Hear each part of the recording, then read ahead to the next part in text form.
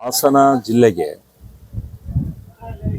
ಒಬ್ಬರೇ ಶಾಸಕರು ಇರೋದ್ರಿಂದ ಮುಂದಿನ ರಾಜಕೀಯದ ಭವಿಷ್ಯ ದೃಷ್ಟಿಯಿಂದ ಪಕ್ಷ ಸಂಘಟನೆ ದೃಷ್ಟಿಯಿಂದ ನಮಗೆ ಕೊಡಬೇಕು ಅಂತಕ್ಕಂಥ ನಿರ್ಧಾರನ ಸಿದ್ದರಾಮಣ್ಣವರು, ಇವತ್ತಿನ ಮುಖ್ಯಮಂತ್ರಿಗಳಾದಂಥ ಡಿ ಕೆ ಶಿವಕುಮಾರ್ ಅವರು, ಪಕ್ಷದ ವರಿಷ್ಠರು ಎಲ್ಲ ತೀರ್ಮಾನ ಮಾಡಿದ್ದಾರೆ, ಸಿಗುತ್ತೆ ಅನ್ನೋ ಭರವಸೆನ ಹೇಳ್ತಾ ಇದ್ದಾರೆ.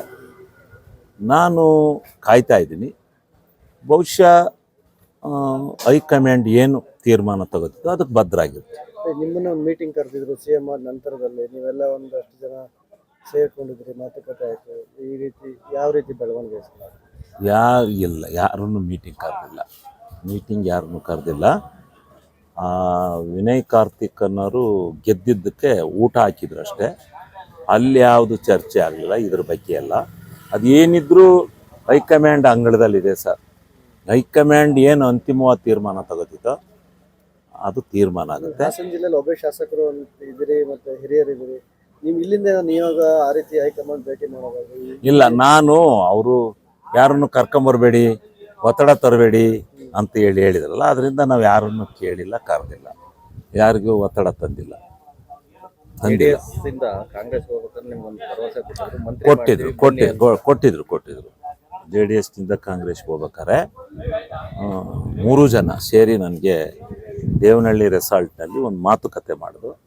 ಆ ಸಂದರ್ಭದಲ್ಲಿ ನನಗೆ ಸಿದ್ದರಾಮಣ್ಣ ಅವರು, ಎಲ್ಲ TK ಸಾಹೇಬರು, ಸುರ್ಜೇವಾಲಾ ಅವರು 3 ಜನ ಕೂತ್ಕೊಂಡು ನಮ್ಮ ಸರ್ಕಾರ ಬಂದರೆ ನಿಮ್ಮನ್ನು ಮಂತ್ರಿ ಮಾಡ್ತೀವಿ ಬನ್ನಿ ಅಂತ ಕರ್ಕೊಂಡಿದ್ರು. ಅದೇ ವಿಶ್ವಾಸ ನಡೆಸ್ಕೊಳ್ತಾರೆ. ಇದರಿಂದ ಅದೇ ವಿಶ್ವಾಸದಲ್ಲಿ ನಡ್ಕೊಂಡಿದ್ದಾರೆ, ಮುಂದೆ ನಡ್ಕೋತಾರೆ ಅಂತ ಭಾವನೆ ಇದೆ. ವಿಶ್ವಾಸವಂತೂ ಇದೆ. ರಾಜಕೀಯ ದೃಷ್ಟಿಯಿಂದಲೂ ಆಗಲೇಬೇಕಲ್ಲ, ಹಾಸನದಲ್ಲಿ ಪಾರ್ಟಿ ಸಂಘಟನೆ ಆಗಬೇಕಲ್ಲ. ಇನ್ನೊಂದು ಸರ್, ಡಿ ಕೆ ಶಿವಕುಮಾರ್ ಮುಖ್ಯಮಂತ್ರಿ ಆದ ನಂತರದಲ್ಲಿ ಅಶೋಕ್ ಅವರಾಗಿರ್ಬೋದು, ಕುಮಾರಸ್ವಾಮಿ ಅವರಾಗಿರ್ಬೋದು, ಹಾಸನ ಜಿಲ್ಲೆಗೆ ಒಬ್ಬರೇ ಶಾಸಕರು ಇರೋದ್ರಿಂದ ಮುಂದಿನ ರಾಜಕೀಯದ ಭವಿಷ್ಯ ದೃಷ್ಟಿಯಿಂದ ಪಕ್ಷ ಸಂಘಟನೆ ದೃಷ್ಟಿಯಿಂದ ನಮಗೆ ಕೊಡಬೇಕು ಅಂತಕ್ಕಂಥ ನಿರ್ಧಾರನ ಸಿದ್ದರಾಮಣ್ಣವರು, ಇವತ್ತಿನ ಮುಖ್ಯಮಂತ್ರಿಗಳಾದಂಥ ಡಿ ಕೆ ಶಿವಕುಮಾರ್ ಅವರು, ಪಕ್ಷದ ವರಿಷ್ಠರು ಎಲ್ಲ ತೀರ್ಮಾನ ಮಾಡಿದ್ದಾರೆ, ಸಿಗುತ್ತೆ ಅನ್ನೋ ಭರವಸೆನ ಹೇಳ್ತಾ ಇದ್ದಾರೆ. ನಾನು ಕಾಯ್ತಾ ಇದ್ದೀನಿ. ಬಹುಶಃ ಹೈಕಮಾಂಡ್ ಏನು ತೀರ್ಮಾನ ತಗೋತಿದ್ದೋ ಅದಕ್ಕೆ ಬದ್ಧರಾಗಿರುತ್ತೆ. ನಿಮ್ಮನ್ನ ಒಂದು ಮೀಟಿಂಗ್ ಕರೆದಿದ್ರು ಸಿಎಂ ಆದ ನಂತರದಲ್ಲಿ, ನೀವೆಲ್ಲ ಒಂದಷ್ಟು ಜನ ಸೇರ್ಕೊಂಡಿದ್ರಿ, ಮಾತುಕತೆ ಆಯಿತು. ಈ ರೀತಿ ಯಾವ ರೀತಿ ಬೆಳವಣಿಗೆ? ಯಾರನ್ನು ಮೀಟಿಂಗ್ ಕರೆದಿಲ್ಲ. ವಿನಯ್ ಕಾರ್ತಿಕ್ ಅನ್ನೋರು ಗೆದ್ದಿದ್ದಕ್ಕೆ ಊಟ ಹಾಕಿದ್ರು ಅಷ್ಟೇ. ಅಲ್ಲಿ ಯಾವುದು ಚರ್ಚೆ ಆಗಲಿಲ್ಲ ಇದ್ರ ಬಗ್ಗೆ ಎಲ್ಲ. ಅದೇನಿದ್ರೂ ಹೈಕಮಾಂಡ್ ಅಂಗಳದಲ್ಲಿದೆ ಸರ್. ಹೈಕಮಾಂಡ್ ಏನು ಅಂತಿಮವಾದ ತೀರ್ಮಾನ ತಗೋತಿದ್ದೋ ಅದು ತೀರ್ಮಾನ ಆಗುತ್ತೆ. ಹಾಸನ ಜಿಲ್ಲೆಯಲ್ಲಿ ಒಬ್ಬ ಶಾಸಕರು ಇದ್ದೀರಿ, ಮತ್ತೆ ಹಿರಿಯರಿದ್ದೀರಿ. ನೀವು ಇಲ್ಲಿಂದ ನಿಯೋಗ ಆ ರೀತಿ ಹೈಕಮಾಂಡ್ ಭೇಟಿ ಮಾಡೋದು? ಇಲ್ಲ, ನಾನು ಅವರು ಯಾರನ್ನು ಕರ್ಕೊಂಬರ್ಬೇಡಿ, ಒತ್ತಡ ತರಬೇಡಿ ಅಂತ ಹೇಳಿದ್ರಲ್ಲ, ಅದರಿಂದ ನಾವು ಯಾರನ್ನು ಕೇಳಿಲ್ಲ, ಕರೆದಿಲ್ಲ, ಯಾರಿಗೂ ಒತ್ತಡ ತಂದಿಲ್ಲ. ಕೊಟ್ಟಿದ್ರು.